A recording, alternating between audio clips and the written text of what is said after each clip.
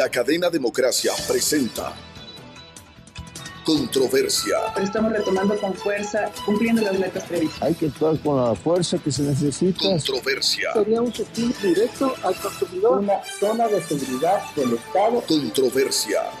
Temas relevantes analizados a profundidad. Controversia. Con Miguel Rivadeneira. Comenzamos.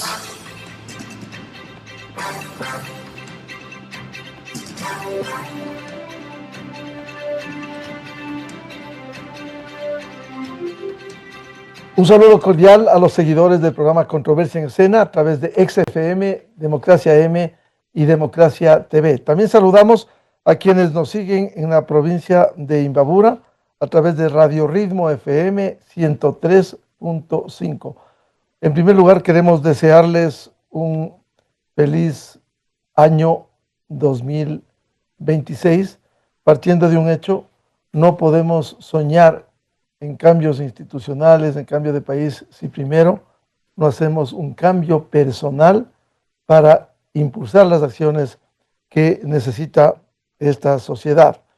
Este es el programa 2200, que hemos hecho desde el año 85 y que seguimos allí aportando para en diferentes campos poder analizar temas del mundo contemporáneo. Hoy queremos hablar de los grandes desafíos del 2016, los emprendimientos, las nuevas ideas, la generación de empleo. Partiendo de un hecho, el mundo vive una serie de confrontaciones, conflictos, guerras, que lo que hace es destruir y complicar la situación en el planeta. Si a eso sumamos el cambio climático y el calentamiento global. Pero queremos en este primer programa del 2026 sembrar esperanza, analizar los grandes desafíos y los emprendimientos en los que se pudiera emprender. Perdón la redundancia. Quiero dar la bienvenida a nuestros invitados, el doctor Juan Montero, capacitador, estratega, coaching, formador de empresarios durante décadas. Ana María Sevilla, directora del programa de vuelta al centro de la Alianza para el Emprendimiento y la Innovación. Ya sembró nada menos para su registro histórico 30.000 geranios y sigue en San Marcos. Este año 2026 se ha comprometido en los mappings en el centro de la capital. También nos acompaña Ernesto Kruger, un gran emprendedor, CEO fundador de Kruger Corporation. Bienvenida, bienvenidos, un venturoso año 2026. Quisiera empezar por la experiencia. Doctor Juan Montero, ¿cómo emprender estos grandes desafíos en un nuevo año, partiendo de un entorno de conflictos, problemas, guerras y enfrentamientos? Muy buen día, doctor Montero. Buenos días con los amigos, colegas, con Miguel y para quienes nos escuchan. Creo que hay un viejo axioma que dice no hay nada nuevo bajo el sol. Y es una verdad de hace más de 2500 años. Hay un filósofo muy conocido que se llama Heráclito, quien nos anunció todo cambia, todo fluye. En griego se dice pantarrei. Es la verdad, vivimos todo el tiempo cambiando.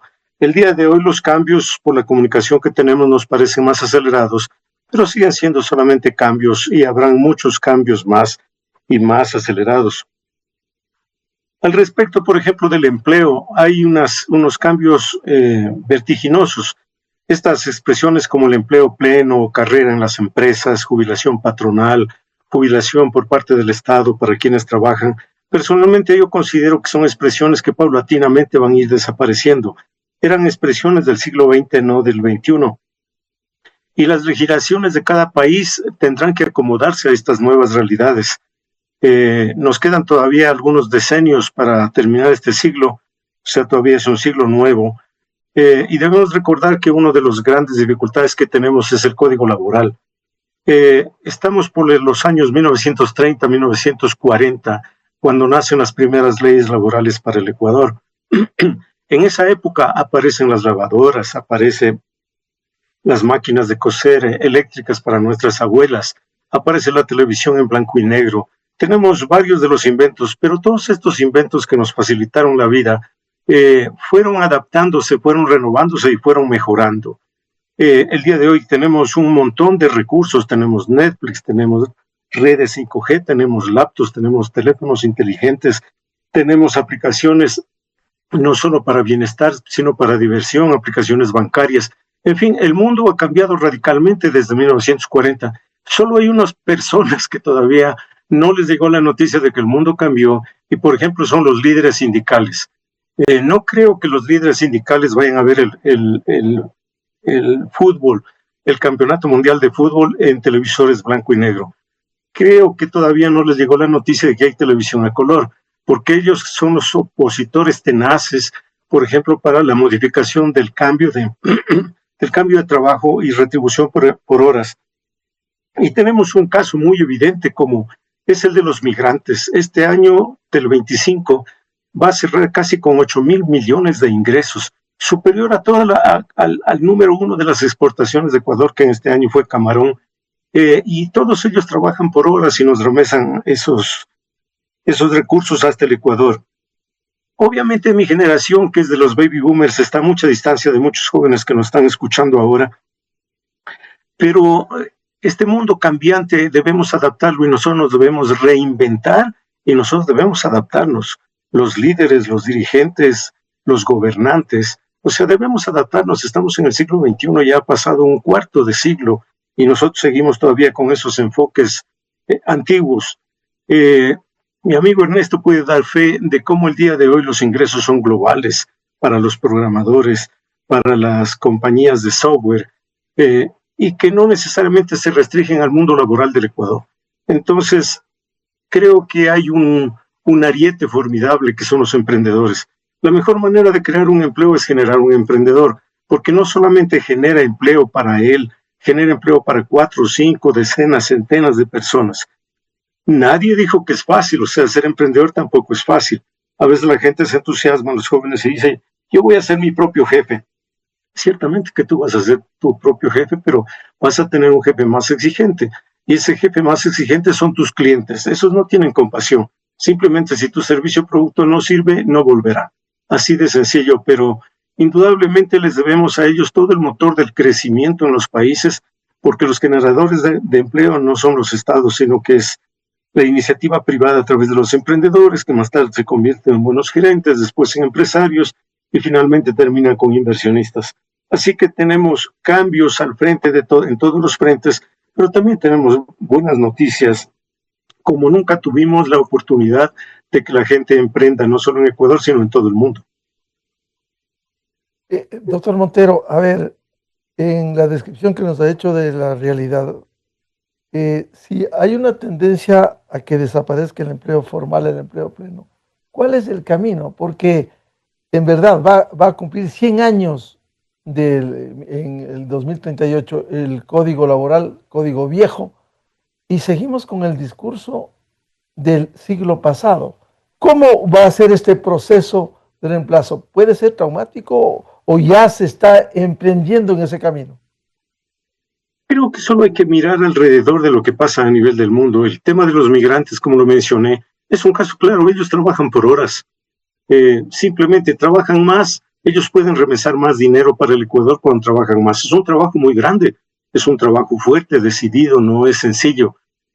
Obviamente las horas deben estar pagadas con todos los beneficios, porque ahí puede presentarse el tema de la viveza criolla, que divide un salario para las 160 horas anuales y ese es el valor de la hora. Ese no es el valor de la hora. El valor de la hora debe incluir todos los beneficios sociales, el 13º, el 14º, los fondos de reserva, las vacaciones, los aportes al seguro social por la parte patronal. Si eso se divide, la hora va a ser muy alta, pero eso está atado a la productividad. La productividad de nosotros, la del ecuatoriano, apenas es el 1/10. Eso nos dicen las estadísticas de un trabajador, sea en Europa, el mismo trabajador ecuatoriano, que está en Europa o está en Estados Unidos, produce 10 veces más. Y eso produce 10 veces más porque tiene más conocimiento, tiene más tecnología, tiene más equipamiento, entonces puede producir más. El de nosotros basta observar. Observemos, por ejemplo, algo rutinario, un cambio de poste en la calle o el arreglo de una toma de agua en la calle. Vemos que 3 personas observan de la empresa, uno trabaja, los demás observan, el chofer está parado, o sea, con el carro. Esa es la baja productividad. Entonces no podemos subir la productividad, tampoco se puede subir los salarios. Si incrementamos la productividad para nosotros, se paga por hora de alguna manera, o por cuarto de tiempo, por medio tiempo. La nueva generación, debemos escuchar a los jóvenes, la nueva generación aprendió que con la pandemia se puede trabajar desde casa. Y, la generación mía, la más vieja, el que tiene más edad aquí de los amigos contertulios, soy yo. Estábamos programados para prepararnos, hacer una carrera en la universidad, tener un trabajo de por vida, jubilarnos en una compañía y listo, eso ya se terminó, eso no existe más. Los jóvenes quieren el día de hoy trabajar por horas, trabajar a medio tiempo, a cuarto de tiempo, trabajar a distancia. El día de hoy se trabaja mucho a distancia y los ingresos son globales. No necesariamente van a salir los ingresos desde Ecuador. Bienvenido a Ernesto Kruger, un gran emprendedor. Lo hemos seguido ya por décadas, desde muy joven. Cómo emprendió con caídas, levantadas, con prueba, errores. Hoy es CEO fundador de Kruger Corporation, que además ha cometido en diferentes campos, como uno de ellos la educación. Ernesto, buen día. Cuéntanos la experiencia, como decía el doctor Juan Montero, para ir sembrando esto que es tan necesario, el emprendimiento. Sí, Miguel, muchas gracias por la invitación. Solo decirle a Juanito que coincido 200% con él, porque este debate de la parte laboral no debe ser ideológico, es un debate de resultados, de productividad. De ahí para adelante, ¿qué es el 2026? Se está viendo grandes cambios, el desafío, el actor principal es la tecnología, y aquí viene el tema de la velocidad asociada a la productividad.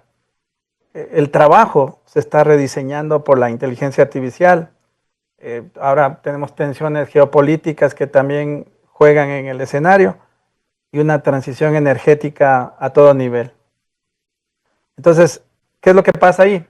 A nivel global, según un estudio del World Economic Forum, va a haber más empleos, pero va a haber más rotación y presión por reestrenarse o el reskilling de lo que tú aprendiste antes. Te dice que van a haber 170 millones de nuevos empleos, pero 92 millones van a desaparecer. En neto, 78 millones. ¿Cuánto le toca al Ecuador? Ahí viene el gran desafío. No viene como un apocalipsis de empleo, ¿no? Pero viene una recomposición donde el empleo crece, pero cambia el mapa y ganan los que aprenden y los que se adaptan. Y es una pena, pero en Ecuador estamos un poco como con estas reglas laborales un poco afectados. Y el que más se afecta es el joven. El desempleo juvenil, estaba viendo los datos según el INE, es 12.6%. Eso es terrible en un país. Los jóvenes no tienen aquí plazas de empleo y por lo tanto tienen que buscarse la manera de emigrar. Y eso produce mucha migración. Con tristeza tenemos gente que trabaja en Estados Unidos, en España, en muchos países, Panamá, en donde hay muchos ecuatorianos empleados y de gran capacidades tecnológicas, ¿no es cierto? Entonces ahí es donde emprender, hay un paradigma bien interesante en Ecuador. Hay una institución que se llama GEM, mide el nivel de emprendimiento a nivel mundial. Resulta que el Ecuador tiene la actividad emprendedora temprana, que es un indicador de los más altos del mundo, 32.7%. Entonces uno dice, wow, qué maravilloso, pero no es así. El Ecuador emprende mucho, pero el desafío pasa de emprender por necesidad a emprender por productividad y escala, en definitiva, a innovar. Porque aquí hay una dicotomía o, digamos, un concepto. Emprende cualquiera y puedes tener resultados y tiene una curva de muerte muy alta, pero innovar es lo que necesitamos.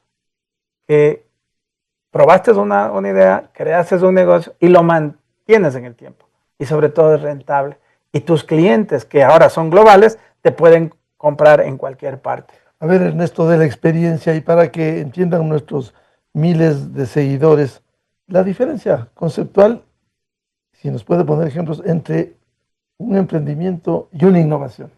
Ya, un emprendimiento es como cuando te estás enamorado, ¿no? Y tienes uno, pruebas con uno, no funciona, pruebas por otro, y al final ese emprendimiento dices, ella va a ser la que me caso, pero metes la pata y te casas porque tienes un hijo. ¿Y qué te toca? El niño necesita pañales, comida, tienes que producir. Eso es innovación, cuando Por produce, necesidad. cuando vende.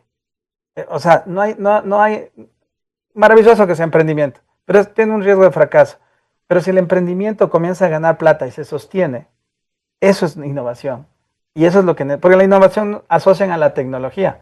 Y la innovación puede ser un cambio de un proceso. Tecnología también puede ser una nueva estructura en una empresa que en definitiva dé un mejor servicio a un cliente que te compre. Eso es innovación. Y al final, eso es lo que buscamos las personas que estamos en este mundo del emprendimiento. Que haya sostenibilidad. Y eso, como dijo Juanito, eso es lo que genera el motor de una economía. Pero si en esta economía todo cuesta arriba, empedrado el camino, obviamente las dificultades del país y el nivel de competitividad según los indicadores es bajo. Y nosotros es una pena, porque es un país rico en recursos, en alimentación, en agricultura, pero no tenemos, es muy regulado todo. Estudian gente afuera, abogados, con todo cariño digo, estudian abogados, vienen acá, copian las leyes de primer mundo para aplicar en tercer mundo. Y tú te fijas... Y a veces se copian malas leyes. Y se copia mal la ley.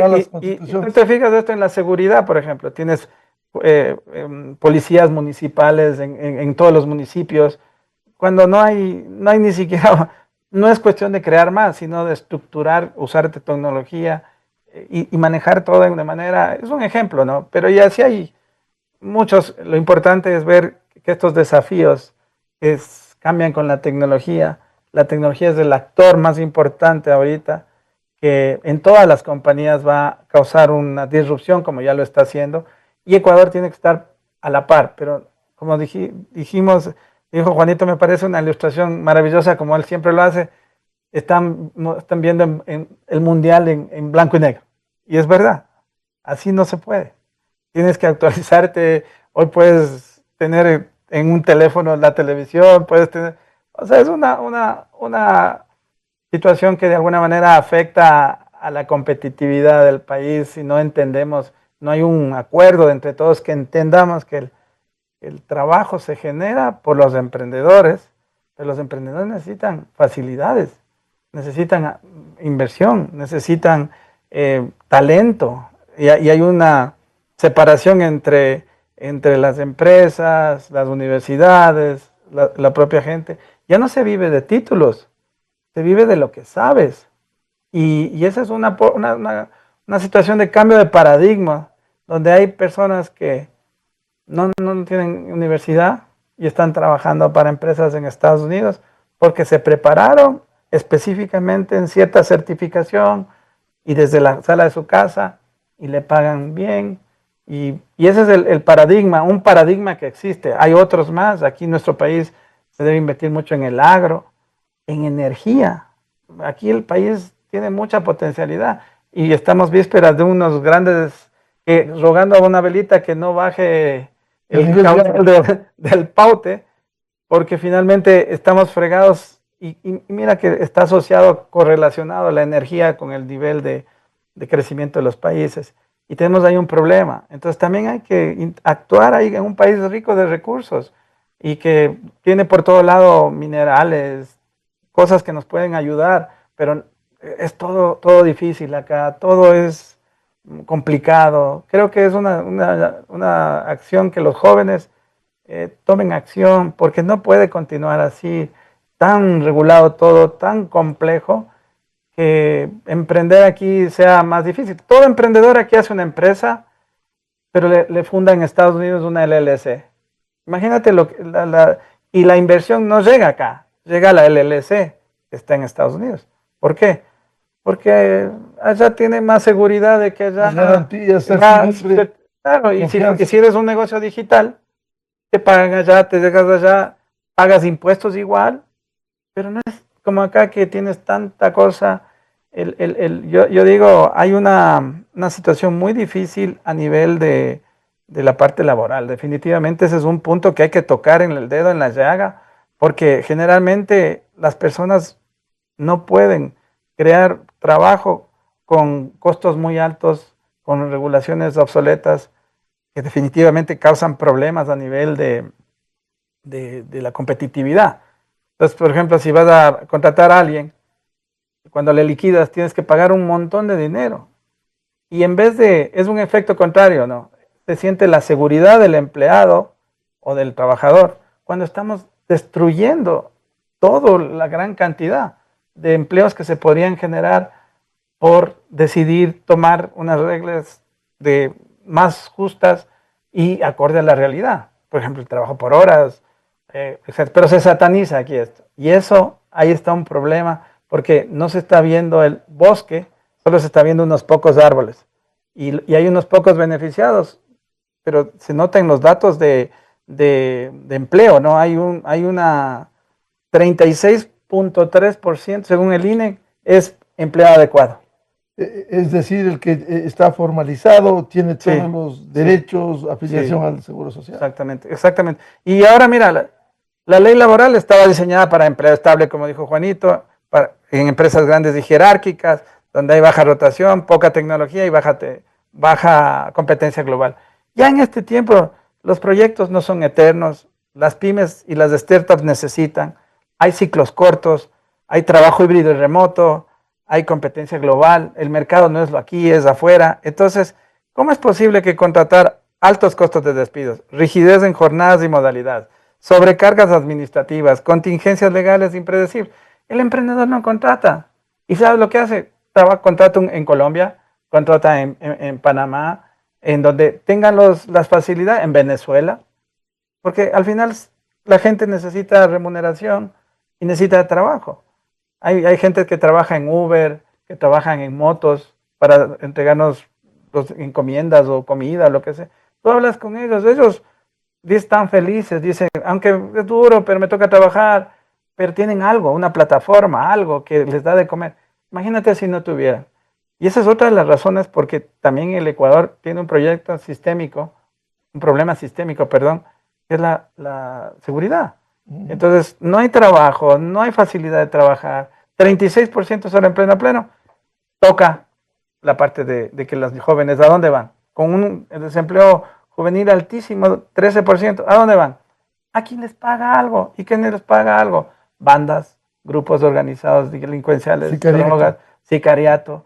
Entonces, mira el problema coyuntural. Tenemos que atacar esto porque esto es la base de otros problemas que están sucediendo hoy en día. Bienvenida Ana María Sevilla, directora del programa de Vuelta al Centro de la Alianza para el Emprendimiento y la Innovación. ¿Cómo ve usted la problemática y estos desafíos de emprendimiento y de innovación en medio de estos obstáculos que es evidente que existen? Y más adelante quiero plantear el tema que ya lo dijo Juan Montero cuanto Ernesto Kruger, el tema de la capacitación, la formación. ¿Qué están haciendo las universidades ecuatorianas? Antes nos enviaban con un título bajo el brazo y a buscar empleo. Hoy es otra la dinámica en el nuevo milenio. Muy buen día, Ana María Sevilla. Muy buen día, Miguel, y a todos los radioescuchas. Un gusto, Ernesto, compartir este espacio contigo. Y un saludo especial para Juan, mi querido amigo. El Juan y yo nos hicimos amigos un día que nos dimos cuenta que a los dos nos gustaba el churrasco montado y la sangría. Ese fue el punto de partida de nuestra amistad. Yo quiero proponer que para contestar la pregunta que nos estás haciendo a los tres, Miguel, de cómo mirar al futuro con esperanza, ¿no? Dentro de todas las dificultades que se suman cada día y que son del país y que son de la región y del mundo entero, cómo podemos mantener una visión esperanzadora y de llevar a la acción y de poder cambiar nuestra realidad. Y yo quiero plantearles que el punto de partida siempre tiene que ser lo nuestro, ¿no? Nuestra identidad. Yo creo que cuando uno sabe lo que es y lo que vale, pues se puede trabajar. Y por eso la importancia de la identidad, del orgullo, de saber lo que somos y de lo que valemos y qué es lo que nos hace especiales. Y como mencionaste, Miguel, yo coordino un bellísimo programa que se llama De Vuelta al Centro, que es parte de la Alianza para el Emprendimiento y la Innovación, que lo que busca es una revitalización social y económica del Centro Histórico de Quito, y quiero usar eso como un ejemplo para pensar en esta forma de lograr cambios y tener una visión y una capacidad esperanzadora para el país.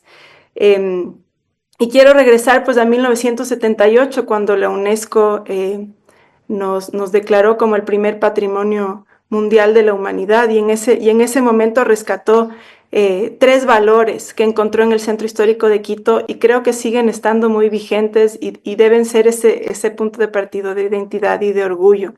La UNESCO dijo: el Centro Histórico de Quito es el primer patrimonio de la humanidad por su autenticidad. Ese es el primer valor. El segundo valor es por su integridad. Quiere decir que es un centro funcional, ¿no es cierto? Que funciona todo, donde la vida se puede dar. Y el tercer elemento es porque está lleno de valores excepcionales, porque es único e irrepetible. Y cuando mezclas esos 3 elementos, algo auténtico, algo íntegro e único e irrepetible, pues es súper emocionante, ¿no? Y es súper, nos tiene que llenar de orgullo, porque eso es lo que Quito es y lo que Quito representa para el mundo. Y de ahí viene una responsabilidad gigante de nosotros de innovar y de emprender en lo nuestro, en lo que es nuestro y ha sido destacado para toda la humanidad. Y pues De Vuelta al Centro, desde hace más de 5 años, trabaja con los emprendedores del Centro Histórico de Quito, con estos que hacen del centro único e irrepetible, estos saberes y sabores que solo encuentras en el Centro Histórico, y pues tratar de mejorar sus capacidades, de llevar sus negocios a otro nivel, de trabajar con la problemática grande que tienen ellos del paso intergeneracional. Hay varios de estos negocios que son los últimos, y que los hijos de los emprendedores, justamente porque han ido a la universidad y porque tienen grandes títulos universitarios, ya no quieren hacer colaciones, por ejemplo.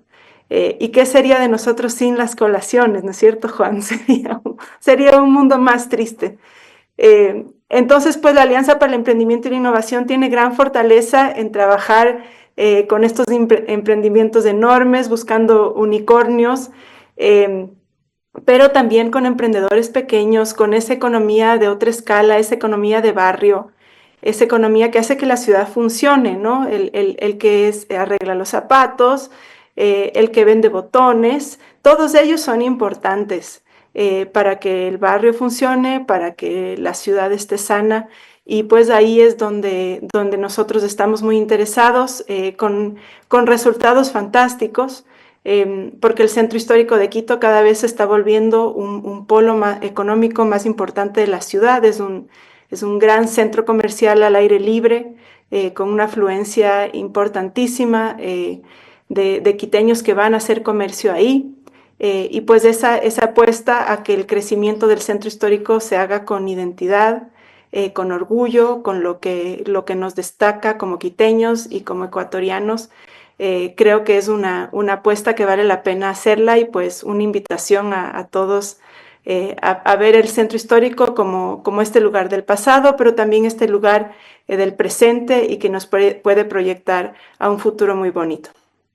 Ana María, a ver si nos ejemplifica las respuestas que ha habido en este proceso en el Centro Histórico, los resultados y el interés en este sentido. Pues les puedo contar un poco más de nuestro plan. Se llama el Plan de Protección e Incentivos del Comercio Emblemático del Centro Histórico. Tenemos como objetivo trabajar con 120 comercios alrededor de la boca del metro de San Francisco. Este año ya vamos a llegar a los 94. A finales de este año graduamos 94 negocios de un programa es muy bonito porque es muy hecho a la medida, y esa es otra de las, tal vez de los mensajes que se puede comunicar para el emprendedor, ¿no? Que cada uno tiene sus condiciones, que cada uno tiene sus dificultades y sus fortalezas, y que ahora, como mencionaba Ernesto, en este mundo de un crecimiento tecnológico impresionante, las oportunidades son enormes, las oportunidades para mejorar. Y pues este programa toma todas esas oportunidades y vuelve el enfoque muy personalizado para los diferentes emprendedores. Entonces, por ejemplo, la señora Mónica, que vende los helados en la Plaza de San Francisco, no tiene las mismas dificultades que el señor Luis Banda, que ya lo mencioné, de las colaciones, o que el sombrerero, o que la señora Emma, que hace limpias en la Rocafuerte. Entonces, cada uno de ellos tiene unas dificultades específicas de su negocio, y este programa lo que hace es atacar a cada una de esas dificultades con un enfoque muy personalizado, y los objetivos han sido maravillosos, y tenemos pues la tarea ahora en estos próximos meses de poder avanzar hacia una política pública de protección de los negocios emblemáticos del centro histórico, que creo que sería la siguiente fase en este programa para los negocios emblemáticos del centro.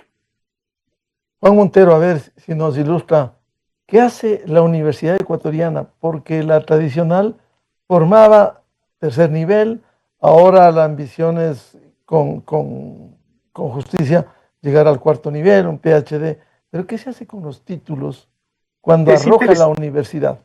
Es interesante la evolución de la universidad. Yo creo que actualmente las universidades se están reprocesando a ellas mismas después de la pandemia, porque la competencia para ellas ya es global.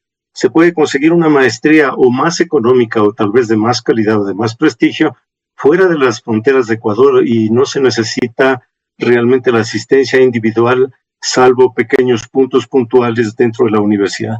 Entonces creo que la universidad está desafiada desde ese ángulo de vista, casi desde un punto de vista de supervivencia muy complicado para todas las universidades privadas y públicas. El segundo desafío lo encontramos vía la AEI, que es la Alianza para el Emprendimiento y la Innovación, que la misión básicamente, o la función de la AEI, es un gran conector entre la academia, que son las universidades, entre los empresarios, que no necesariamente están conversando relacionados, y también con los emprendedores y con las instituciones, los gobiernos públicos, sean nacionales o seccionales, y también con los organismos multilaterales.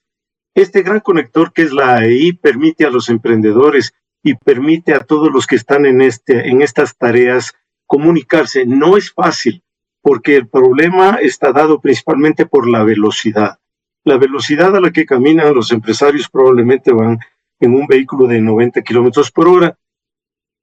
A veces las universidades tal vez están más metidas en su propia cúpula de cristal a una velocidad de 50 kilómetros por hora. A veces responden, a veces no responden a la empresa privada. El gobierno tiene serias dificultades también con la ejecución de sus presupuestos. Generalmente no llegan a cumplir el 100% de sus presupuestos, que básicamente ni siquiera es generar ingresos, simplemente gastarlos de acuerdo a las normas. Y los multilaterales, que de alguna manera apoyan o empujan desde varios ángulos de vista para fomentar y para quitar estos obstáculos en el camino para que se pueda funcionar. Pero ya han tomado muchas de las universidades, la AEI está trabajando con mucha fuerza con las universidades, el hub de innovación que arrancará en el Parque Gabriela Mistral, junto con un esfuerzo denodado con Conquito, ya es una realidad y tendrá que dar frutos próximos y también mejorar incluso el barrio. Me entusiasma la acción de Ana María, porque indudablemente todos estamos cobijados, los que estamos aquí bajo ese cielo quiteño hermoso, un hermoso cielo azul, pero también debo reconocer que los que vivimos debajo de ese hermoso cielo azul no tenemos los mismos horizontes. Debemos ampliar esos horizontes. Ahora, necesidades, yo pienso que hay sin fin. Tal vez frente a las necesidades que nos surgen, que nos desbordan, yo quisiera relatar más bien una pequeña anécdota. Mi padre nació en el siglo pasado, al inicio del siglo, en 1903, vivió 100 años, y este hombre en su expresión decía que él había desempeñado 7 oficios, era el hombre, se autodefinía el hombre de los 7 oficios y 14 necesidades. Viendo en retrospectiva, creo que el máximo tendría 20 a 30 necesidades. No tenía más, tuvo 10 hijos, uno es el que les está hablando a ustedes, y no nos morimos de hambre. Él conseguía un quintal de arroz y un quintal de azúcar y estaba garantizada más o menos la comida, más la imaginación de mi madre, o sea, para sacar adelante esas 10 bocas, más la de mi papá y la de mi mamá.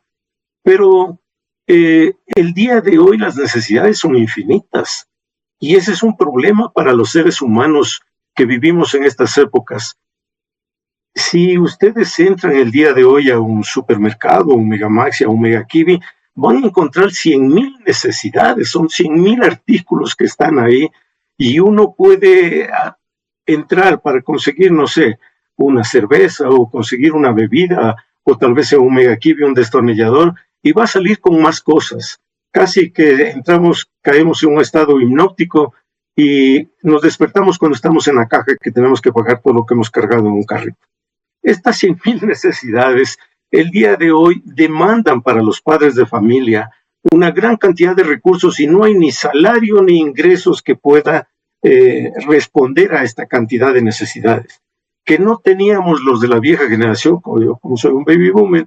O sea, eran más simples las necesidades, no necesitábamos ni ropas de marca, con que tuviéramos pantalones, una camisa y una chompa, ya podíamos sobrevivir en el vestuario. El día de hoy eso ha cambiado enormemente, entonces son infinitas las necesidades, a más de otras necesidades que nos vamos creando. Necesitamos Netflix, necesitamos celulares y cada vez más nuevos. Hay la noticia el día de hoy de que los ecuatorianos ya empiezan a tener mínimo 2 celulares, o sea, no sé para qué, pero necesitamos o más tecnología, necesitamos redes 5G, tenemos que pagar un montón de cosas. Definitivamente no alcanza el dinero para sustentar todas estas cosas y esto nos provoca estrés, nos provoca un desequilibrio en la independencia financiera que no la logramos. De alguna manera para la mayoría de las personas no alcanza lograr la independencia financiera y no solamente el estrés que le acompaña a la persona, sino la baja productividad por el otro lado y al no ver las oportunidades se les complica la vida para las personas. Sí hay soluciones para ello, pero estos dos factores, trabajar juntos bajo este mismo cielo quiteño de manera hermosa y de alguna manera intercambiar información, conectar las redes para ser más productivos y un poco adelantándome, practicar un poquito el estoicismo, de alguna manera la virtud del punto medio, de no enloquecernos con todas las cosas que vemos o que creemos que necesitamos. Y finalmente un nivel de entusiasmo. Es necesario que desarrollemos estas cosas porque de lo contrario vamos a ver muy negro el 2026 y los años que vienen por venir. Doctor Montero, ¿y cómo encauzar luego de la tarea que cumple la Universidad Ecuatoriana para que no solo un profesional logre el título, sino salga no solo a buscar un empleo directo de relación dependencia? Ya lo anunció, hay un profeta que lo vamos a denominar, yo lo denominaría profeta de 1960. Marshall McLuhan dijo en 1960, estamos hablando 85 años hace ya, que dijo: las universidades forman profesionales para un mundo inexistente, porque no bien termina la carrera, el mundo que ellos empezaron 4 o 5 años atrás desapareció, tiene otras necesidades. Algunos países ya lo han logrado, por ejemplo Noruega, Escandinavia, Dinamarca, hacen una reunión anual entre primero los empresarios. Señor empresario, ¿qué es lo que usted necesita? ¿Qué profesiones necesita? ¿Cuántas plazas de trabajo va a abrir? Y luego esta conversación o este foro es escuchado por las universidades. Luego regresa el ministro de Educación y les dice: señores de la universidad, ¿qué pueden hacer ustedes para satisfacer las necesidades de estos señores?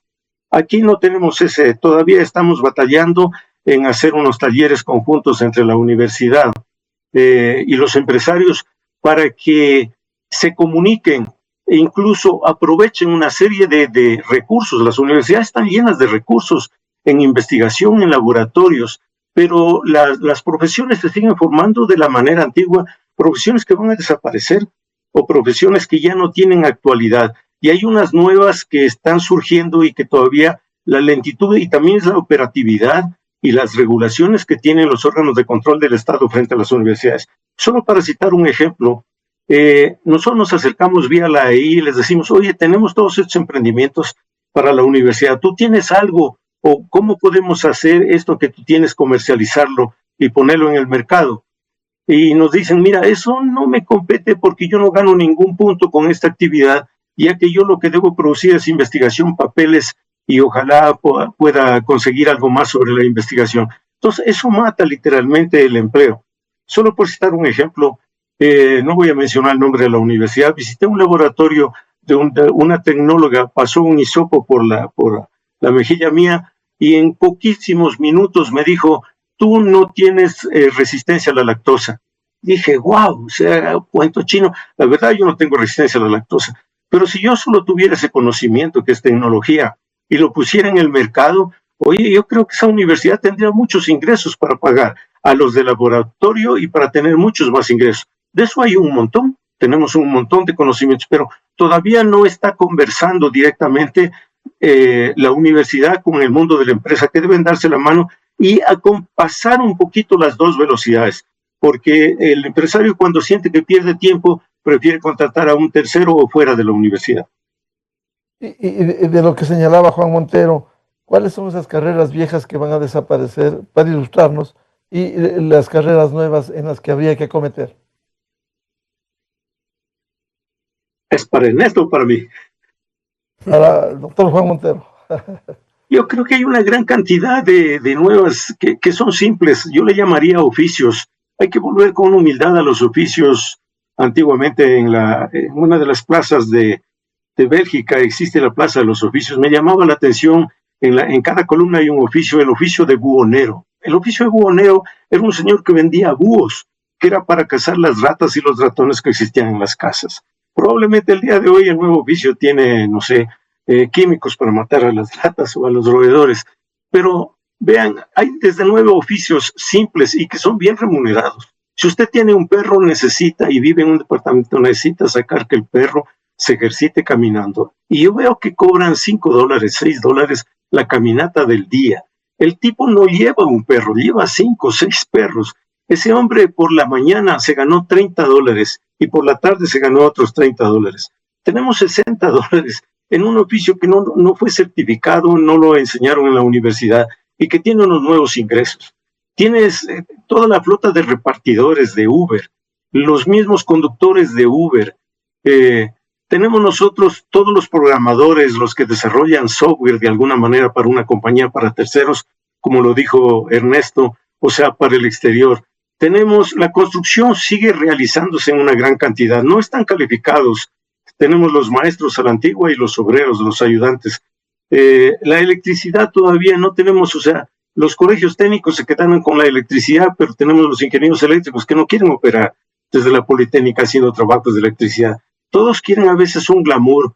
Veo profesiones como la de robótica, que de alguna manera suena muy bonito, los muchachos se sienten atraídos, pero la pregunta es ¿cuántos robots y cuántas industrias tienen robots en el Ecuador? Y son muy poquitas, y ya las plazas están copadas. ¿Para qué vamos a producir más gente con estas líneas? Tenemos el cuidado de los ancianos. La población, nos está advirtiendo el Seguro Social, que la población de las mayores de edad de 65 años ya no alcanza para pagar las pensiones y por consiguiente se generarán nuevas tareas como cuidar, pasear a los ancianos, protegerlos, verificar la salud. O sea, tenemos toda una gama de nuevas necesidades. Las necesidades de lavandería en un edificio, los edificios se construyen cada vez más altos, pero tenemos cada vez menos tiempo para dedicar. Encontré un nuevo emprendimiento que es, si ustedes meten un plumón o una almohada dentro de una lavadora doméstica, es posible que se le trabe.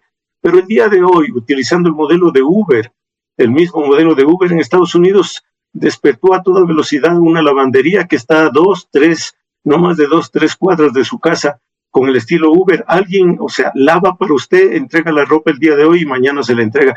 Y a precio de menos de $1 el kilo. Si en Estados Unidos este emprendedor está ganando dinero con el lavado al peso por menos de $1 el kilo, me imagino que en Ecuador puede hacer una gran cantidad de dinero. En fin, necesitamos abrir la mente, necesitamos ver otros horizontes, porque como han citado es Einstein. No podemos obtener resultados nuevos siguiendo las mismas cosas que teníamos antes. O sea, con el pensamiento, como hablábamos hace un rato, de 1930 a 1940, no podemos nosotros encontrar oportunidades en el 2026. El ingeniero Ernesto Kruger, a ver, las experiencias, la formación, la universidad, usted estudió en la Politécnica Nacional, y experiencias modernas, Silicon Valley y otras. ¿Cómo encauzar la formación a las necesidades? Sí, es muy cierto, hay que conectar un poquito el contexto que estamos trabajando que entre empresa y universidad y la parte regulatoria. Por ejemplo, escuchándole a Juan, el problema regulatorio de aquí, el freno, el que le pone la velocidad 50 kilómetros por hora, como él decía, hay instituciones que regulan la educación.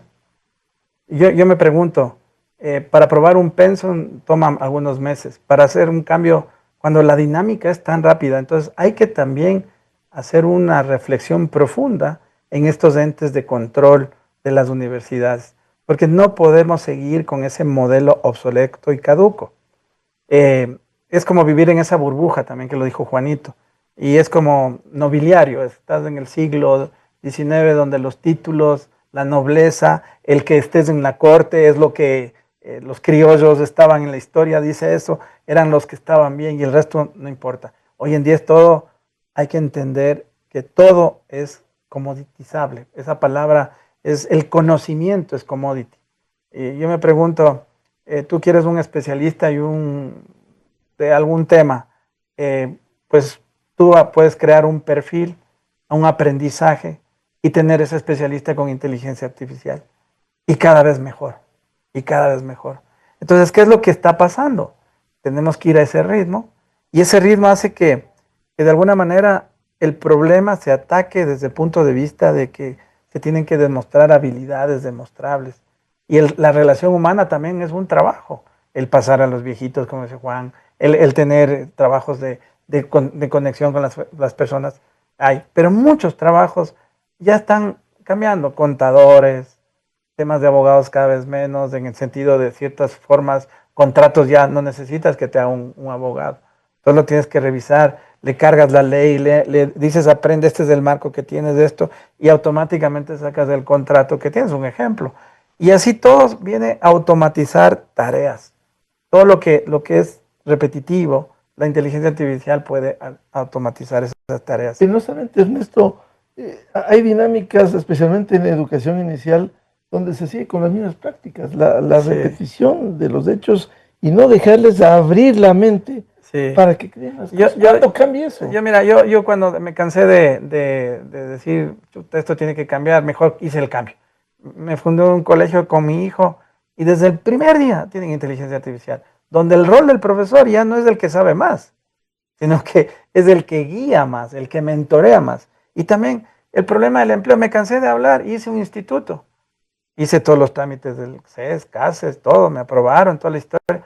Pero qué difícil es mantenerse en ese trajín cuando nosotros vamos a una velocidad en donde yo voy a la velocidad de Amazon, a la velocidad de Google, a la velocidad de Oracle, a la velocidad de Microsoft, donde tenemos cursos y academias oficiales de estos en el Instituto Kruger, el iKruger que fundamos, para que la gente se certifique, y con certificaciones es más fácil conseguir un trabajo en cualquier lado del mundo, ya sea remoto o presencial. Yo tengo casos de muchachos que estudiaron ahí, recibieron su capacitación y están en Estados Unidos contratados por una buena empresa sin haber cursado la universidad, sino porque aquí no es muéstrame los títulos que tienes. Puede servir para ciertas cosas.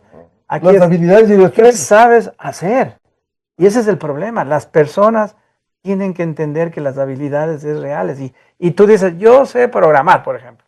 Ok, demuéstramelo. Y tienes certificaciones. Y ahora la programación va con un esquema de que estos chicos tienen que ser amplificados.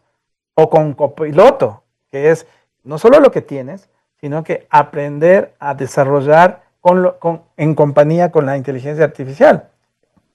Y hoy el mundo de la inteligencia artificial es tan grande que hay nuevas profesiones que surgen, grow hackers, programadores amplificados, especialistas en ciberseguridad con inteligencia artificial. especialistas en mejoramiento de procesos. Y allá en las compañías corporativas ya hay un título, así como hay el CEO, el Chief Executive Officer, hay un Chief Artificial Intelligence Officer, el que vela por automatizar y el poner en práctica en muchas empresas. El desafío ha sido mejorar y amplificar para que se recomponga las formas de trabajo, porque tienes que ser competitivo.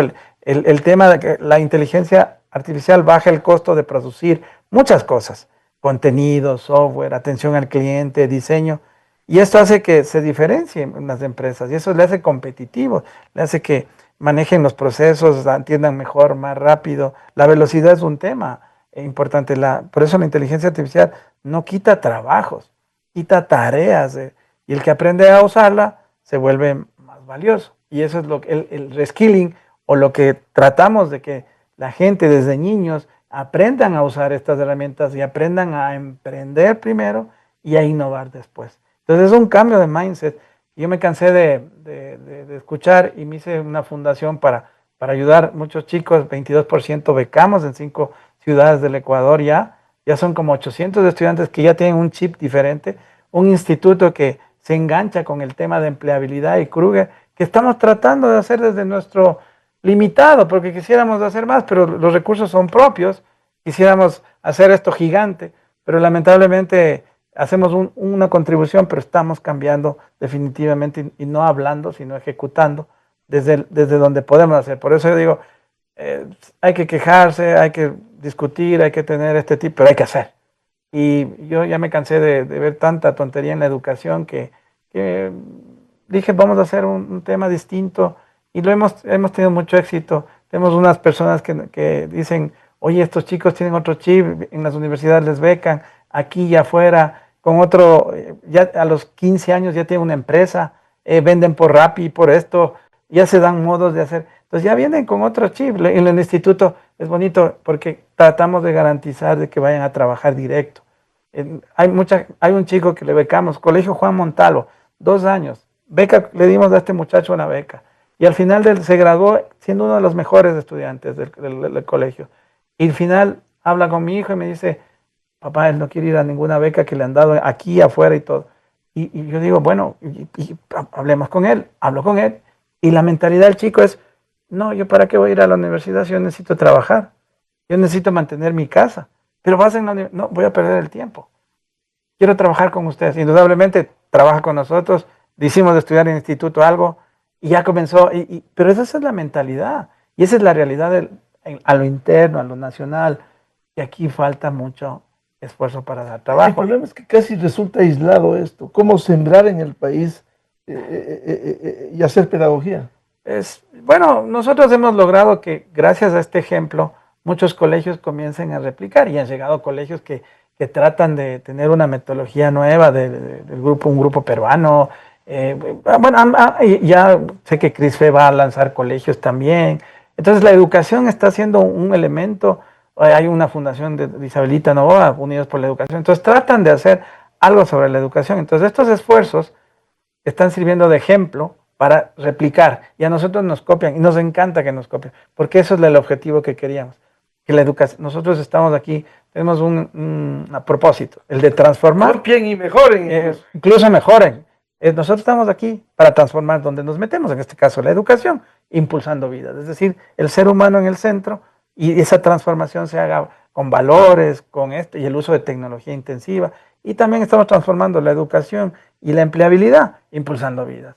Entonces, son esfuerzos pequeños, pero cada vez hay interés incluso de otros países. Este año es posible que estemos en México, con este mismo modelo, nacido Made in Ecuador, y bueno, están las órdenes para la gente, y nosotros, aunque sea un poquito, otro poquito, pero hay que seguir luchándola con las dificultades, que quisiéramos becar a más, quisiéramos tener instalaciones más grandes, pero todo lo hacemos con nuestro propio esfuerzo, y es sostenible, ha logrado punto de equilibrio y funciona bien. Pero es un tema con ese objetivo, cambiar lo más importante en este país, que es la mentalidad de la gente, la educación. Pero claro, ahí hay otros problemas más abajo como la desnutrición crónica infantil, que claro, no vas a poder educar si vienen los niños desnutridos y con problemas de formación. Eso afecta al cerebro, afecta. Entonces, esas son otras cosas también que son colaterales, pero en la medida en esta capa que podemos ayudar, lo vamos a seguir haciendo, porque estamos convencidos de que de alguna manera el proceso del desafío para lograr algo, un cambio y emprendimiento está en la educación. Ana María Sevilla, a ver, estas experiencias que nos han relatado Juan Montero y Ernesto Crujes, ¿cómo encauzar la formación, la capacitación, parte de ello la universidad, a fin de que sean más productivas carreras y actualizadas a las necesidades de hoy? Yo quiero referirme a aquellos chicos que ni siquiera van a la universidad, ¿no? Que son muchísimos, los conocidos como los ninis, ¿no? Los chicos que ni estudian ni trabajan. Caldo de cultivo, el Ernesto ya mencionó, para toda la economía del crimen organizado, ¿no? Estos chicos que es muy fácil pescarlos con las bandas y como dijo Juan ahora, la vida es cara, queremos tener los 2 celulares y los zapatos y todos estos chicos quieren eso y por ende les interesa un dinero más fácil. Les voy a contar de una experiencia positiva que hemos tenido aquí en las parroquias de Puembo, Pifo, Tababela, con un grupo de ninis. Aquí, por ejemplo, uno de los colegios más importantes de Puembo, Leonardo Maldonado, la gran mayoría de esos chicos se gradúan del cole y ellos no están soñando en la universidad, están soñando en, como dijo Ernesto, en trabajar pronto para cubrir sus necesidades. Hicimos un proceso de liderazgo con ellos, que duró casi 2 años, muy difíciles de guiar.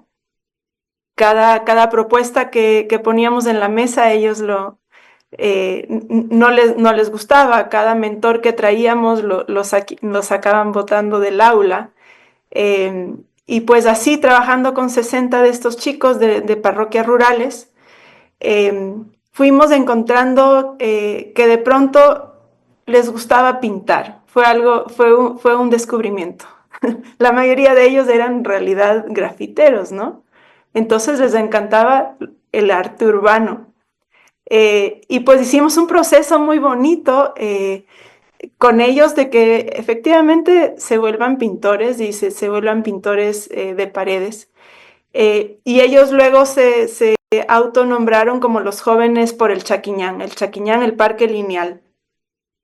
Y desde hace 2 años pintan en el Chaquiñán y desde el año pasado pintan también en el Centro Histórico de Quito con nosotros.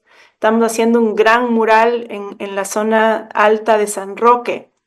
Y es muy bonito porque estos chicos tienen muchísima calle, entonces no hay ningún problema que ellos vayan a pintar a San Roque porque tienen muchas fortalezas en ese sentido de trabajar en zonas con alta problemática social. Entonces descubrimos en ellos, en un grupo que mucha gente no les hubiera apostado, no hubiera pensado que tenían un futuro prometedor.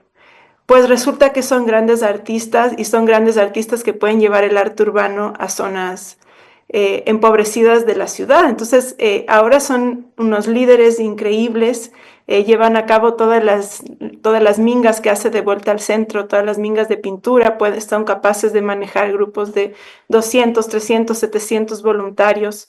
Y eso se hizo, yo creo que con 3 elementos, a pesar de que estos chicos no fueron a la universidad y muchos de ellos no van a ir. Pero vinculándoles con una comunidad, eso es clave. Haciendo procesos de motivación, y la motivación se lleva a cabo, como les dije, siguiendo lo que a ellos les gusta. Nosotros propusimos que sean 1000 cosas, pero no les gustaba, y cuando les gustó es porque estaban motivados desde adentro. Entonces, la comunidad, la motivación y luego el liderazgo, ¿no? Ellos son líderes natos que solo necesitaban ser encausados. Y entonces hay varios ejemplos como esto. Otro ejemplo son los chicos callejizados de la 24 de mayo, que están juntos en una comunidad de skate, por ejemplo, y que también son pintores, y que encuentran en las difíciles vidas que ellos llevan, porque realmente tienen muchísimos más desafíos de que los 4 aquí presentes hayamos vivido o podamos imaginar. Y de todas formas se puede encontrar futuros esperanzadores para toda esta población vulnerable, con programas de emprendimiento que entienda las fortalezas que ellos tienen y que les ayuden a llegar a sus mejores versiones. Este programa, que ha sido muy ilustrativo, quisiera cerrarlo y comprometerles a seguir hablando de estos temas tan fundamentales, pragmáticos. Doctor Juan Montero, frente a este panorama y los desafíos actuales, nuevo año, ¿cuáles serían sus recomendaciones? Y en temas fundamentales de empleo, emprendimiento, innovación. Yo tengo algunas recomendaciones para todos los chicos. El emprender es una salida buena para crearse un empleo. Y aunque no fuera un empleo permanente, ejercita un músculo muy grande que es la cabeza, la iniciativa, y 3 cualidades típicas del emprendedor, que es la visión, la persistencia y el optimismo. Cuando iniciamos el año es bueno juntarse con los emprendedores, porque el ecuatoriano promedio tiene desde hace más de 50 años un perfil, tiene un rasgo medio tóxico, que consiste, cuando se le pregunta a un ecuatoriano promedio, ¿cómo vas? Más o menos, las cosas están mal. Siempre es negativo, no es que ahora es negativo, siempre es como un optimismo achatado, como alicaído. Los emprendedores no viven eso, los emprendedores son optimistas por naturaleza, contagian el optimismo, la persistencia los hace incluso ser necios. Entonces, juntarnos con ellos, eso es un elemento tremendamente positivo. Y yo diría que hay que subir una recomendación para los que estamos aquí en esta tertulia, como también para todas las personas. Hay un noruego matemático, filósofo, que se llama Arnes. Él nos dejó una fórmula, una ecuación matemática sobre el grado de bienestar y de serenidad del ser humano. Cuando nosotros buscamos bienestar, a veces le llamamos felicidad. Está dado por 2 ingredientes básicos. Tenemos un numerador, que es el nivel de entusiasmo que debe tener una persona. Si tenemos de 1 a 9, una persona muy entusiasta en la vida, que es una actitud, tendrá 9. Va bajando, si tiene ya 1 punto nada más o 2, su nivel de entusiasmo va disminuyendo. Los emprendedores generalmente puntúan 5, 6, 7, 8, 9, están en un nivel más alto. Esa cifra dividida, si identificamos el denominador para el dolor físico, porque pueden tener enfermedades o problemas físicos, más los dolores emocionales, si se suman esas 2 cosas, al dividir entusiasmo para el dolor físico y para el emocional, si nos da positivo, es una persona que tiene serenidad y bienestar en la vida. Entonces, el segundo es no apagar el entusiasmo por muchos problemas que tengamos. También incrementar otro factor muy importante, que es el nivel de confianza. Me impresionó y me dejó un mal sabor una última investigación de hace pocos meses de Ipsos, en donde relata que el ecuatoriano promedio, en la muestra que ellos encontraron, tiene el nivel más bajo de confianza entre todos los pueblos y las naciones de Sudamérica. Eso me llamó la atención, porque la confianza está medida desde varios ángulos: confianza en las instituciones, en las Fuerzas Armadas, en la iglesia, en los amigos, en la familia. Incluso en la familia ha disminuido grandemente en el Ecuador. Entonces, elevar el nivel de confianza para nosotros, eso nos alienta, nos impulsa, nos genera ganas de vivir, entusiasmos por vivir, entusiasmos por iniciar un año para que tenga grandes logros. Está en manos de nosotros. Conocernos un poco más, encontrar cuáles son nuestras habilidades, invertir en nosotros, potenciarnos, autoliderarnos a nosotros mismos. Son cosas necesarias para poder despegar, porque algunas personas tenemos, a veces todos necesitamos líderes por todas partes: las escuelas, los colegios, las empresas, el municipio, todo el mundo necesita líderes, pero a veces tenemos unos líderes, yo los llamo de bisutería, que son como medio para adorno, pero no son líderes. Creo que ni ellos se seguirían a sí mismos. Entonces, el liderazgo, esta capacidad de influenciar, de motivar, de guiar, como nos presenta el caso Ana María, que es entusiasmante escuchar a estos muchachos, y de estos tenemos miles. Nos faltarán brazos y manos para ayudar a las personas, porque el éxito es fácil conseguirlo para las personas que estamos aquí en esta tertulia, pero conseguir el éxito de otros a través de nuestras manos es el verdadero éxito y la verdadera medida. En fin, tenemos varias cosas que impulsar, practicar un poquito la virtud, darnos un poco de serenidad. No somos más porque tenemos más o compramos más. Somos más porque somos seres humanos, porque nos acercamos a las personas, porque desarrollamos personas, porque construimos comunidades mejores.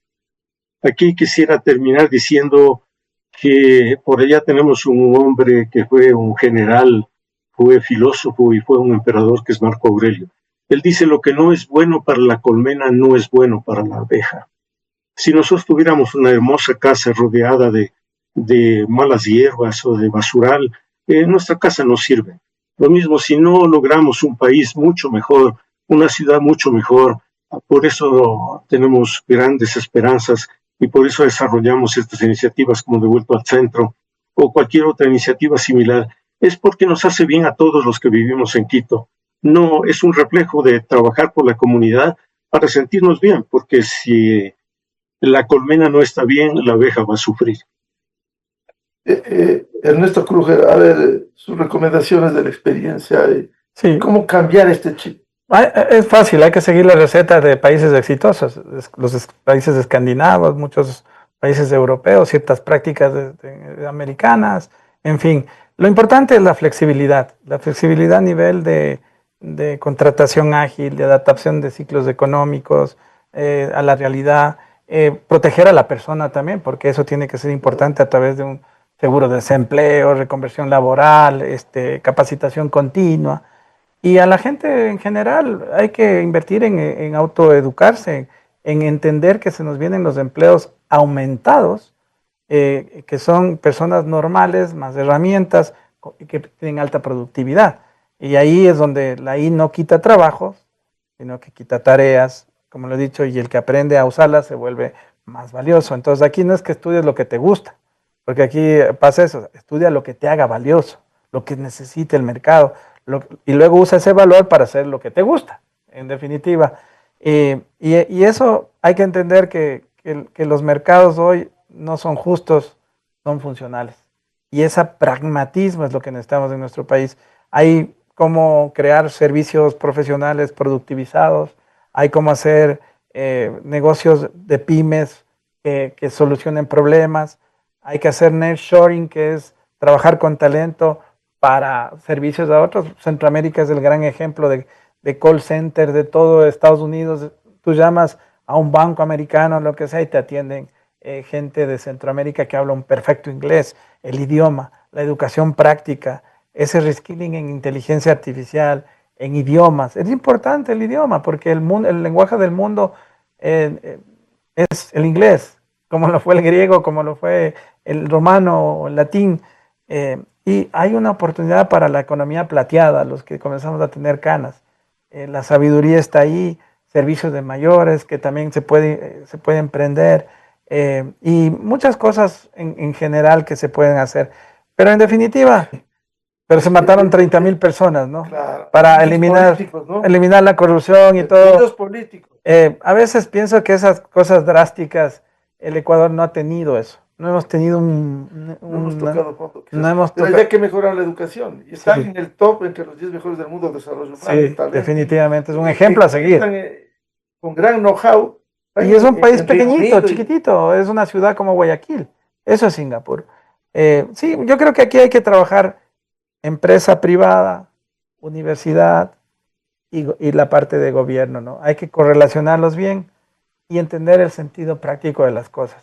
Dejarnos de los intereses, como dijo Juanito, me parece genial el tema de la colmena. Yo creo que ese es el ejemplo. Hay que trabajar por la colmena, pero entender sistémicamente el problema. Y el problema está ahí en muchas áreas. No es que lo vamos a resolver la noche a la mañana, pero lo primero que tenemos que hacer es trabajar en ser flexibles y acorde a la realidad de lo que estamos viendo. En el 26 no se va a premiar al más creativo, ni al más visible, ni al más inspirador en los países. Se va a premiar al más productivo, al que entiende de números, al que se adapta rápido y al que deja de contarse cuentos. Política. Ana María Sevilla, a ver, las recomendaciones que tiene desde su experiencia. Yo para sumar los comentarios de Juan y Ernesto, con lo que comencé, la importancia de la identidad, la importancia del orgullo, de saber lo que uno vale, de saber que uno es único y excepcional, igual que el Centro Histórico de Quito, que tiene que ser siempre auténtico y que las cosas salen cuando uno los hace desde el corazón y desde las pasiones. Muchas gracias. Con esto cerramos el programa Controversia en Escena a través de XFM, Democracia M y Democracia TV. También saludamos a quienes nos siguen en la provincia de Nogora, Radio Ritmo FM 103.5. Y a los miles de seguidores del programa Controversia en Escena, les deseamos un venturoso 2026 y a reflexionar sobre estas lecciones que nos han dado en esta ocasión. Feliz fin de semana a todos. Esto fue Controversia, temas relevantes analizados a profundidad. Miguel Rivadeneira vuelve el próximo sábado.